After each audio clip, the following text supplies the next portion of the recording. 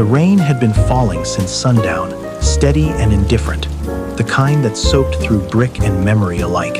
Inside the Northside Youth Center, the air smelled of mildew and old wood and the stillness of a building that had been abandoned long enough to forget it was ever full of people. Theodore Weston lay on a narrow wooden bench near the front room's window, one arm folded across his chest, eyes closed. From the outside, he looked like a man sleeping. He was not sleeping. He had not slept properly in 11 years, and he had no intention of starting tonight. On the table beside him, just within reach of any passing hand, sat a plain white envelope. Inside it, $10,000 in banded hundreds. He had counted it himself that afternoon, in the back of his town car, while his driver waited without asking questions. 40 years of building a company had taught Theodore that people always revealed themselves when they thought no one was watching. Tonight, he intended to watch. The Northside project had been in development for 3 years, $240 million, a boutique hotel and mixed-use complex on the last underdeveloped block between the river and the rail yards. The city wanted it. His board wanted it. His daughter Elaine had staked her succession plan on it. The only remaining obstacle was the building itself, specifically the people living illegally inside it. His legal team had advised him that a formal eviction process could delay demolition by 4 to 6 months, longer if any of the occupants were minors. Theodore had decided to settle the question tonight in a different way, not through lawyers, through evidence. Earlier that afternoon, before lying down, he had mounted a small camera on the bookshelf across the room. It was the same model he used in his office when he suspected an assistant of leaking acquisition plans. That time, he had been right. He expected to be right again. He heard the back door open at 11:47. The footsteps were light but not careful, the footsteps of someone moving fast, not someone trying to hide. Theodore kept his breathing even. Through the thin slit of one eye, he registered a shape, tall for a teenager, lean, soaked through. The boy stopped when he saw the envelope. Theodore watched him pick it up, watched him open it, watched him count out bills with the focused, practiced precision of someone who handled money carefully because he never had enough of it. $118. The boy pocketed the bills, set the envelope back on the table, and was gone in under 2 minutes. Theodore did not move for a long time after that. There it is, he thought. That is all it ever is. He had been testing people for the better part of a decade. Employees, contractors, the occasional family member. The results were always the same. Everyone had a price. Everyone broke. The only variable was the number. He told himself this confirmed something true about human nature. He did not examine what it confirmed about his own. He had built the Weston Group from a single commercial property in Evanston, purchased with borrowed money at age 26. His wife Margaret had believed in him before the bank did. His son Owen had grown up in offices and construction sites, learning the business the way some boys learn a religion, by osmosis, by proximity, by the unspoken weight of expectation. Theodore had assumed Owen would take over one day. He had not asked Owen if he wanted to.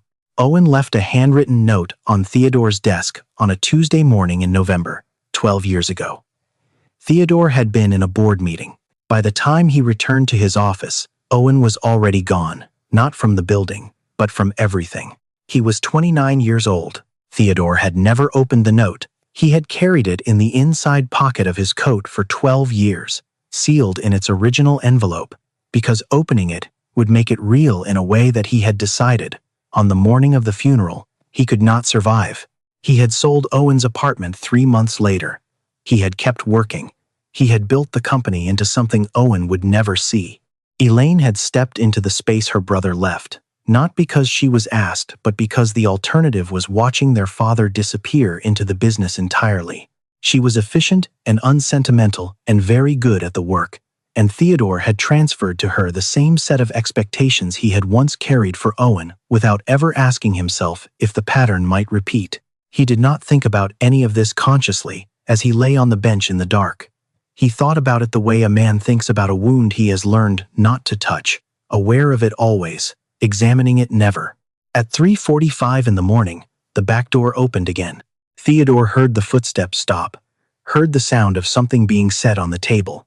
Then a long silence, not the silence of someone frozen, but the silence of someone who had something to say and was deciding how to say it with a pencil and a torn piece of paper. He waited until he heard the door close. Then he opened his eyes. On the table, the envelope, fully restored, $9,882, which was $10,000 minus 118. Beside it, a pharmacy receipt timestamped 12:23 in the morning, levetiracetam, pediatric dose, $117.60, paid in cash. And next to the receipt, resting on the worn wood of the table, a silver ring on a thin chain. A woman's wedding band, the kind that had been worn every day for years, the gold interior smooth from decades of skin. The note was written on the back of a school assignment, geometry. By the look of the printed grid lines still faintly visible beneath the pencil marks. I am not asking you to forgive me. I will pay back the rest. Please do not let my sister pay for what I did. Theodore picked up the ring. It was still warm. He sat with it in his palm for a long time. Then his eyes moved to the bench where he had been lying, and he registered, for the first time, that he was no longer cold. At some point, in the last 4 hours, someone had draped a gray hoodie over him. The fabric was damp. It smelled like rain and motor oil, and the exhaustion of someone who had been carrying more than their share for a very long time. Theodore Weston, who had not cried at his son's funeral, who had not cried when they told him about Owen, who had not cried in 11 years of deliberate and practiced numbness, sat alone in the dark of a condemned building at 3:47 in the morning and pressed a dead woman's wedding ring to his mouth and shook. He was not crying for Marcus. He was not crying for Amara. He was crying because the last time someone had left something on a table for him, with a note attached, he had not read it. And now he would never know if he could have done anything differently, or if the damage had already been done long before that Tuesday morning, in 100 smaller moments he had not thought to examine. He sat there until the rain stopped and the light outside turned gray. Then he folded the note carefully, placed it beside the one still sealed in his coat pocket, and began to think about what came next. Theodore spent 2 days doing what he had always done when he needed to understand something. He paid someone to find out the truth. The private investigator he used for corporate matters delivered a file on Marcus Webb by Thursday afternoon, 12 pages, photographs included. Marcus Jerome Webb, 16 years old. Junior at Lincoln Park High School. Cumulative grade point average 3.7. Mother, Diane Webb, deceased 14 months ago, cause listed as non-small cell lung cancer, no life insurance policy. Father unknown, not listed on birth certificate. One dependent sibling, Amara Webb, age 10, currently enrolled at Drummond Elementary, documented history of epilepsy managed with daily medication, no prior arrests, no juvenile record. Currently employed at a commercial vehicle wash on North Avenue. Overnight shifts Thursday through Sunday, $6.50 above minimum wage. No listed address. The investigator had traced the enrollment paperwork to a post office box registered to a church on Fullerton that had closed 2 years ago. Theodore read the file twice, then set it down and looked out the window of his office on the 41st floor for a long time. The boy was holding it together with nothing. No floor, no net, no margin for error, and he had still come back. Theodore told his assistant to arrange a meeting at the North Side building the following morning. No lawyers, no staff, just him. Marcus arrived 7 minutes early. He stood near the door, with his hands in the front pocket of a different hoodie, cheaper, thinner, and watched Theodore the way a person watches something they have learned not to trust. Theodore gestured to the 2 chairs he had placed facing each other in the front room. Marcus sat on the edge of his, spine straight, feet flat on the floor, the posture of someone who had taught himself never to look comfortable in a space that was not his. Theodore placed a single sheet of paper on the table between them. He explained it plainly. He would pay 12 months of rent at a 2-bedroom apartment within walking distance of Marcus's school and Amara's elementary school. He would cover Amara's medical costs in full, including her neurologist appointments and medication, for a period of 2 years, renewable at his discretion. In exchange, Marcus would sign the document confirming that no minors were currently residing in the North Side building as of today's date. He watched Marcus read it. The boy's face did not change. He read it the way Theodore had seen experienced negotiators read contracts, without reaction, without hurry, looking for the mechanism beneath the surface. Marcus set the paper down. How many people are in this building right now? Theodore knew the answer from the investigator's file. He said nothing. 26, Marcus said. 14 of them are under 18. 2 of them are younger than Amara. He paused. You are not helping them, he said. You are buying my silence, so the other 25 do not exist on paper. He pushed the document back across the table. I am not signing that. Theodore had prepared for resistance. He had a second offer ready, a higher number, a longer commitment. He had run this kind of negotiation hundreds of times. He knew that most people, presented with a better number, eventually reconsidered. He looked at the boy across the table and understood, with a clarity that surprised him, that this was not most people. If you walk away from this, Theodore said, I cannot protect you from what happens next. Marcus stood up. You were not protecting me before, he said. You were testing me. He walked out. Theodore sat alone at the table with the unsigned document and the sound of the rain starting up again outside. 1 week later, on a Tuesday morning, Marcus Webb appeared before the Chicago Department of Planning and Development's public hearing on the North Side rezoning application. He was the last speaker on the public comment list. He was also the youngest in the room by approximately 20 years. He wore the same thin hoodie, and he had his school backpack over one shoulder. And when the hearing officer called his name, he walked to the microphone at the front of the room without hurrying. He did not bring notes. He said that his name was Marcus Webb, that he was 16 years old and a resident of the North Side neighborhood, and that he had something the committee needed to hear before they voted. Then, he read 26 names. He read them in alphabetical order. After each name, he stated the person's age, their current school enrollment status if applicable, and one specific fact, a medical condition, a work schedule, a length of time in the building. He spoke for 11 minutes without pause. His voice did not waver. He did not editorialize. He did not ask for anything. He simply made 26 invisible people visible in a room full of people who had preferred not to see them. When he finished, he thanked the committee for their time, picked up his backpack, and sat down. The room was quiet for several seconds. The hearing officer adjourned the session. 2 committee members requested an emergency review of the demolition permit. The North Side project, $240 million, 3 years of development, Elaine Weston's succession plan, was suspended pending a humanitarian impact assessment with no specified timeline for resolution. Theodore was not in the room. He watched a recording of it that evening on his laptop, alone in his office, with the sound turned up. He watched Marcus read the names. He watched the room. He watched the moment when the hearing officer's expression shifted from routine attention to something more complicated. He watched it twice. Then he called Elaine. She picked up on the second ring, which meant she had been waiting for him to call. I know, she said, before he could speak. Elaine, I have already handled it, Dad. There was something in the flatness of her voice that made him stop. What does that mean? He said. It means I protected the company, she said, the way you taught me to. She ended the call. Theodore sat for a long moment with the phone in his hand. Elaine had administrative access to all company security systems, a standing arrangement that had made sense when she was being groomed to take over operations. He understood then what she had done. He opened his laptop and pulled up the security camera application linked to the device he had installed at Northside. The footage from the night of the rain was gone, not corrupted, deleted.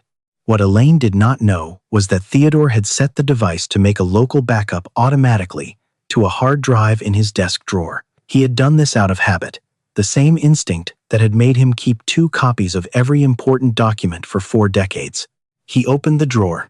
The drive was still there. He did not touch it yet. He sat with his hands flat on the desk and thought about what his daughter had done, and what he had not done, and what the difference was between those 2 things. Marcus was arrested on a Thursday morning, second period, in the hallway outside his advanced placement chemistry class. 2 officers from the Chicago Police Department's Property Crimes Unit had coordinated with the school's administrative office ahead of time. They were professional about it, no handcuffs in the hallway, a quiet request that he come with them, a brief and formulaic explanation of the charges. Theft of property valued at $118. Misdemeanor, first offense, but a formal charge requiring processing and a hearing. Marcus did not argue. He asked one of the officers if he could speak to his school counselor before they left the building. The officer said that was not how it worked. Marcus nodded and picked up his backpack and walked with them to the car. His chemistry teacher, Mrs. Okafor, watched from the classroom doorway. She had written him a college recommendation letter 2 weeks earlier. She did not understand what she was seeing. By noon, the machinery that no one explains to 16-year-olds until they are already inside it had begun to move. Because Marcus had no legal guardian and no verifiable address, the juvenile intake officer flagged the case for social services review. A caseworker was dispatched to Drummond Elementary that afternoon. Amara Webb, age 10, was pulled from her 4th grade classroom and informed that she would be going home with a different family tonight while her brother's situation was being sorted out. Amara asked if Marcus knew. The caseworker said they would let him know as soon as possible. Amara asked if she could take her backpack. They said yes. She took her backpack and her pencil case with the small photograph inside, Marcus and their mother, in front of a Christmas tree, the last one before their mother got sick, and she got into a county vehicle and rode for an hour and 37 minutes to a house in Rockford she had never seen, belonging to people whose names she did not know. She did not cry until she was alone in the room they gave her, which was clean and warm and belonged to someone else entirely. Theodore found out through his investigator, who had maintained a passive watch on Marcus at Theodore's quiet request. He read the update in the back of his town car outside a lunch meeting he had just ended early. He read it twice, then he put the phone in his pocket and told his driver to take him to the Cook County Juvenile Temporary Detention Center on South Hamilton. He was not permitted to see Marcus. He was not family, not a legal guardian, not an attorney. The intake officer at the front desk was polite and immovable. Theodore was accustomed to doors opening for him. This one did not. He sat in the waiting area for 40 minutes anyway, in a plastic chair between a woman with a sleeping toddler on her lap and a teenage girl doing homework on her phone. No one recognized him. No one looked at him twice. He thought about Owen at 16, a quiet boy who had wanted to study architecture, who had mentioned it once at dinner, and then never again after Theodore had redirected the conversation toward business administration. Theodore had not remembered this for years. He remembered it now, with the sharpness of things that have been deliberately forgotten.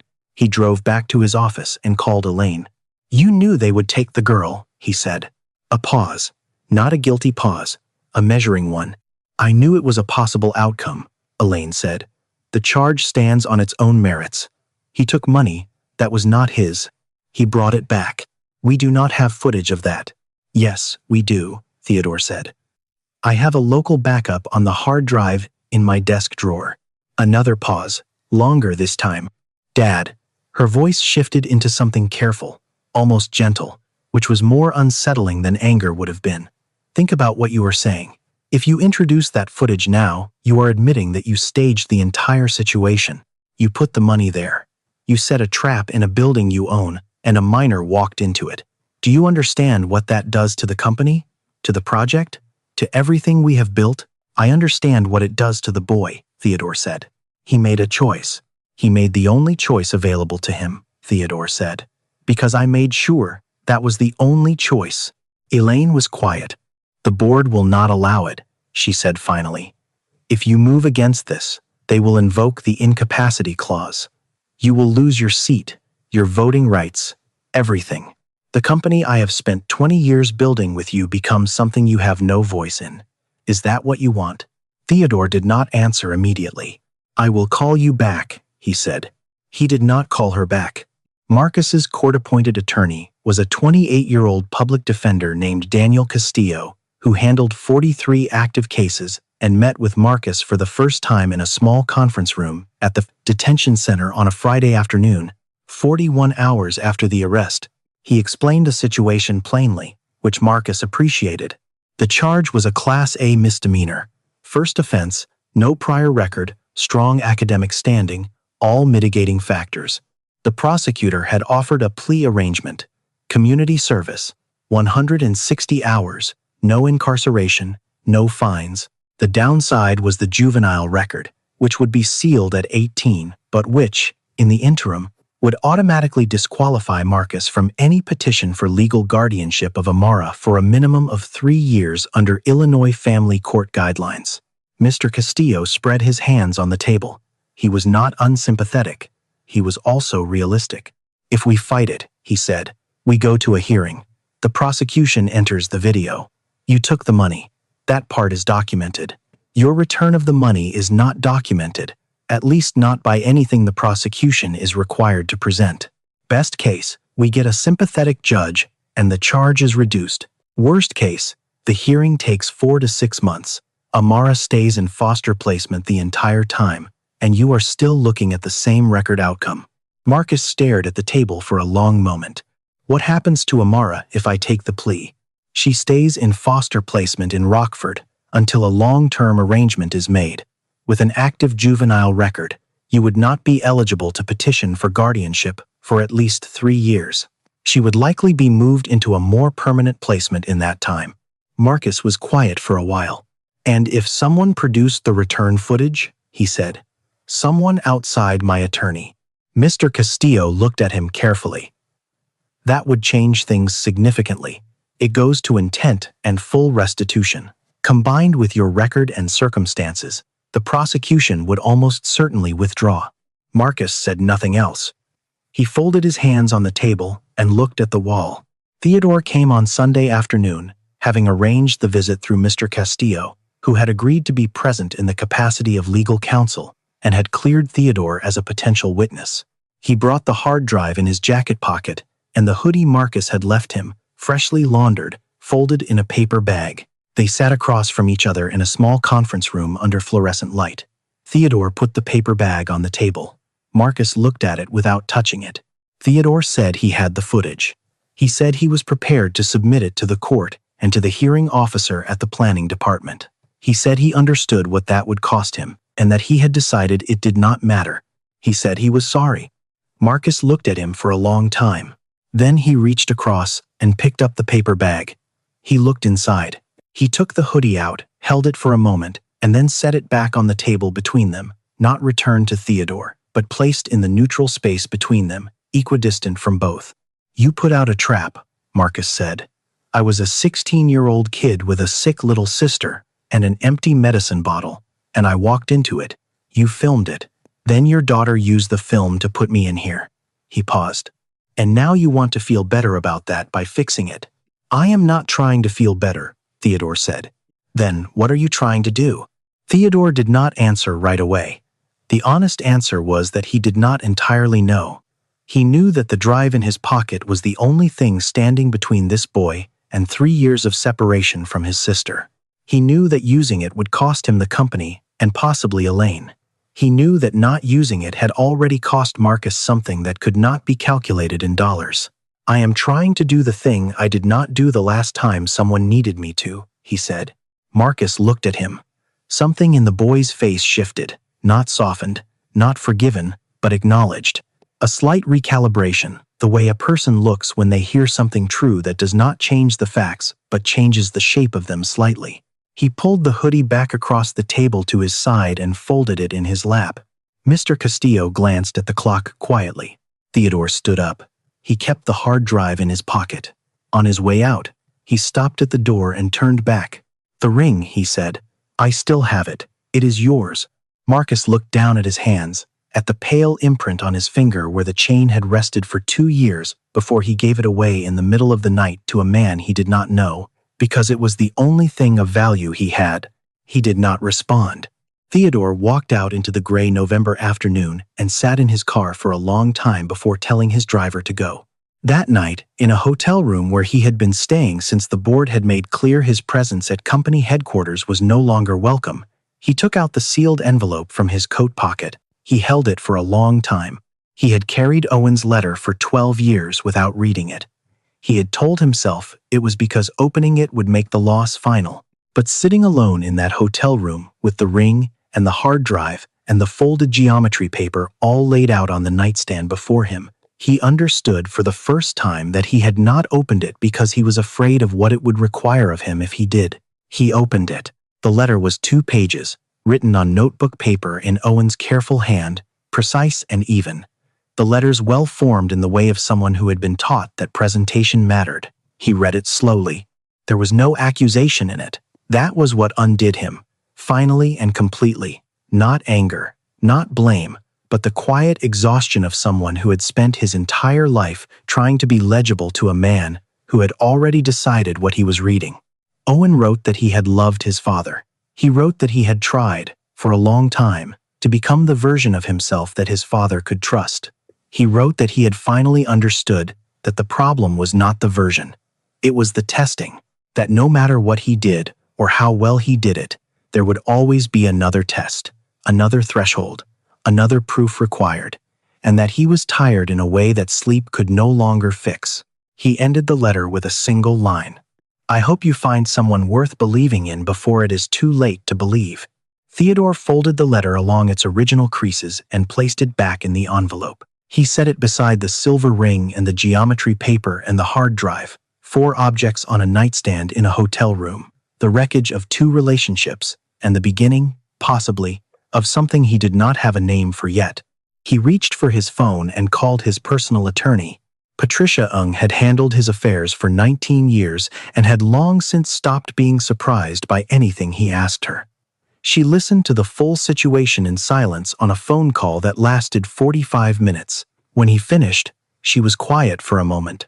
You understand that submitting this footage voluntarily, with a full statement of how it was obtained, constitutes an admission of deliberate entrapment of a minor on property you own, she said. Yes. The board will move immediately. You will be out by end of business Monday. I know. The hotel project is dead. I know that too. She said she would have the documentation prepared by 6 in the morning. She recommended he arrive at the hearing early, before the press, and that he bring the original hard drive as well as a certified copy. He thanked her and ended the call. The Cook County Department of Planning and Development held its reconvened hearing on the North Side rezoning application on a Monday morning in December. In a 6th-floor conference room that smelled of old coffee and radiator heat, the room held 22 people. 3 of them were journalists. One of them was Elaine, seated in the 2nd row with her hands folded in her lap and her face arranged into the blankness of someone concentrating very hard on revealing nothing. She did not look at her father when he walked in. Theodore took a seat at the front table beside Patricia and waited for the hearing officer to call the session to order. When the hearing officer invited him to speak, Theodore stood. He spoke for 8 minutes. He described the evening of the rain in precise and unflattering detail, the camera, the money, the deliberate staging of a situation designed to produce a specific result. He described what the footage showed: a 16-year-old boy taking $118 from an envelope to buy medication for his sister, and returning before dawn to repay every dollar, with interest, and leaving behind the only object of sentimental value he possessed. He submitted the footage for the record. He confirmed that the footage provided to law enforcement had been an incomplete edit. He stated that Marcus Webb had committed no crime for which he had not already made full and voluntary restitution, and that the criminal charge against him had been initiated using evidence that had been deliberately truncated to omit exculpatory material. He then addressed the Northside project directly. He said he was withdrawing his approval of the demolition permit and would not be signing the development contract. He said he was transferring ownership of the Northside building into a community land trust, structured to prevent any future sale to Weston Group or any entity in which Weston Group held a controlling interest. He said he was liquidating his remaining personal stock position to establish a 5-year operating fund for whatever the community chose to do with the building. He said he was not doing this to be thanked. He said he was not doing this to repair his reputation, which was, in any case, not something he expected to survive the week. He said he was doing it because a boy had come back in the dark and paid a debt he did not legally owe, and that was the kind of thing a person was supposed to notice. He sat down. The room was quiet for a moment. Then the hearing officer reached for his water glass, and the journalists began writing, and the ordinary administrative machinery of the proceedings resumed. Elaine stood up, gathered her bag, and walked out without speaking. She passed within 3 feet of her father's chair and did not look at him. Her footsteps were even and unhurried, the walk of someone who had already decided where she was going and did not need to announce it. The door closed behind her. Theodore looked at the empty chair where she had been sitting. He thought, I will call her. Not today, but I will call her. He did not know if she would answer. He thought that was fair. By Wednesday afternoon, the Cook County State's Attorney's Office had reviewed the full footage and the restitution documentation and formally withdrawn the charge against Marcus Webb. The juvenile arrest record was expunged. Mr. Castillo called Marcus with the news from the parking lot outside his office, which was as close to private as his schedule allowed. Marcus sat on the edge of his bunk in the detention center and listened to the attorney explain what had happened.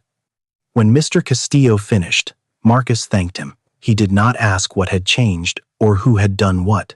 He thought he already knew. He was released the following morning. The Weston Group Board of Directors convened an emergency session Thursday evening and voted 9-2 to invoke the incapacity clause in Theodore's shareholder agreement. His board seat was dissolved. His voting rights were suspended. His name was removed from the company masthead by Friday morning, quietly, in the way that institutions remove names when they have decided the name has become a liability. Theodore received the formal notification by email while he was eating breakfast alone in his hotel room. He read it, finished his coffee, and called the director of a youth services organization that had reached out to Patricia the previous day about the North Side building. He had a lot of phone calls to make. He started making them. The apartment was on the 3rd floor of a building on Wolcott Avenue in Wicker Park. 2 bedrooms, a working radiator, windows that faced east and caught the morning light. The Youth Services Organization had processed the emergency housing application in 4 days, which was faster than usual, because the caseworker handling the file had recognized that 4 days was 4 days and this particular case had already used up more than its share of them. Marcus picked up the keys on a Friday afternoon. He held them in his hand for a moment in the building manager's office. 2 keys on a plain metal ring, ordinary as anything, and had to look at the wall for a second before he trusted himself to speak normally. He drove to Rockford with a volunteer from the organization, a woman named Miss Torres, who had coordinated the family placement and who understood, without being told, that some parts of her job required her to be present and quiet and not fill the silence with process language. The Foster family's house was on a residential street with a basketball hoop in the driveway. The Foster mother had been kind to Amara, according to the case notes. She brought Amara to the front door when they pulled up. Amara came through the door at a full run. She did not say anything. She ran down the front path and hit Marcus at full speed with both arms and held on with the specific and total grip of a 10-year-old who has been afraid for a long time and has just been given permission to stop. Marcus caught her and lifted her slightly off the ground and held on just as hard. Miss Torres stood by the car and looked at the basketball hoop. They stayed like that for a long time, long enough that the Foster mother went back inside quietly, and the afternoon light shifted, and a neighbor walking a dog across the street glanced over and kept walking.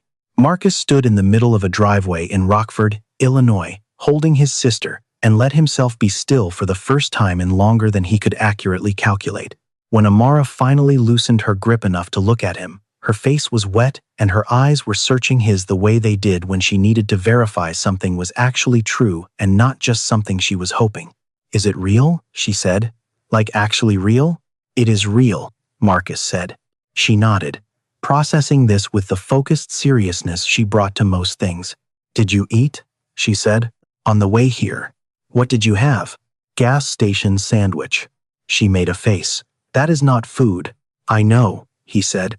"I am going to make you eat a real dinner tonight." "Okay," he said. "I mean it. I know you mean it."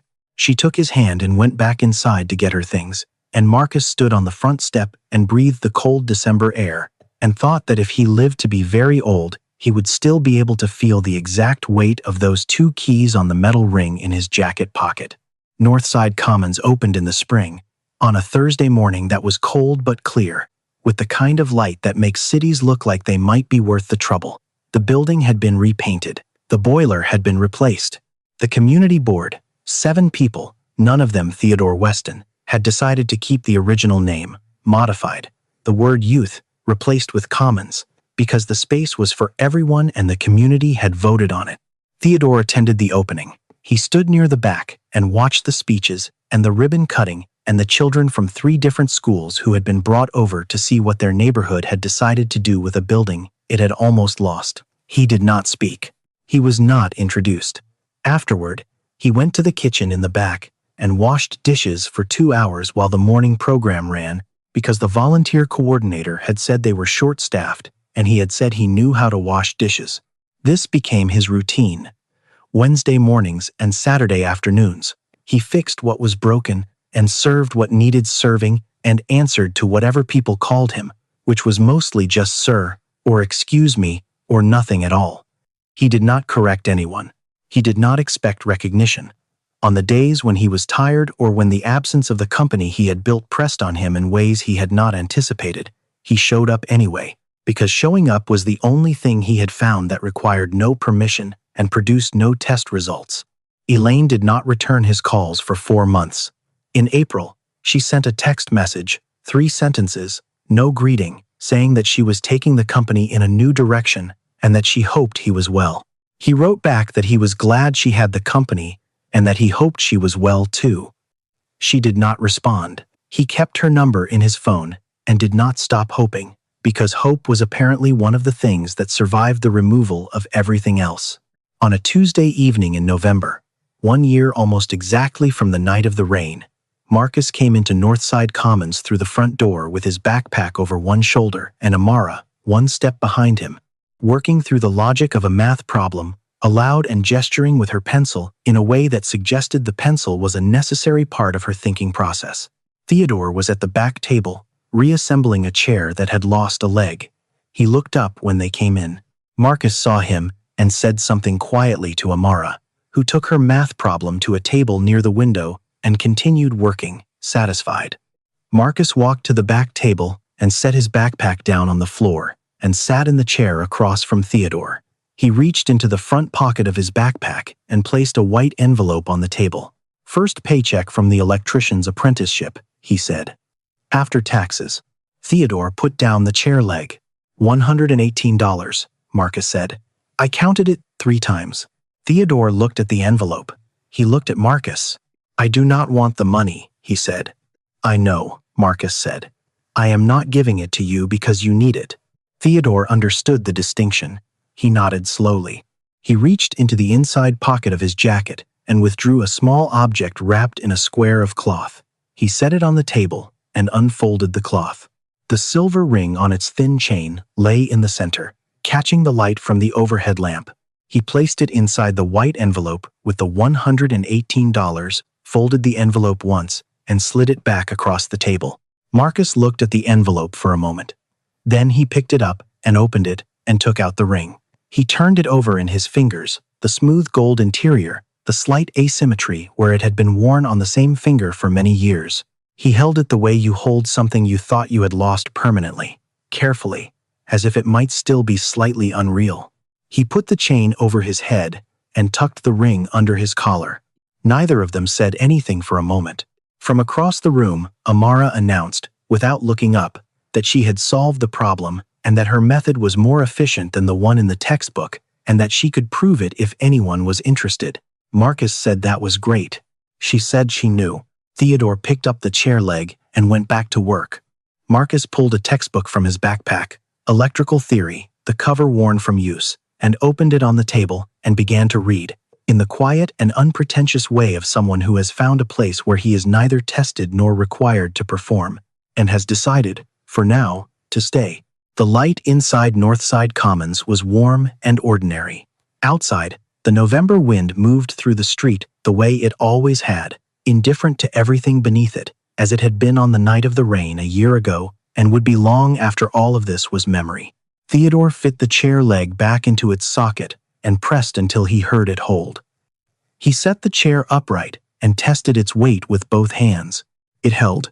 He carried it to a table where someone could sit and looked around the room for what needed doing next.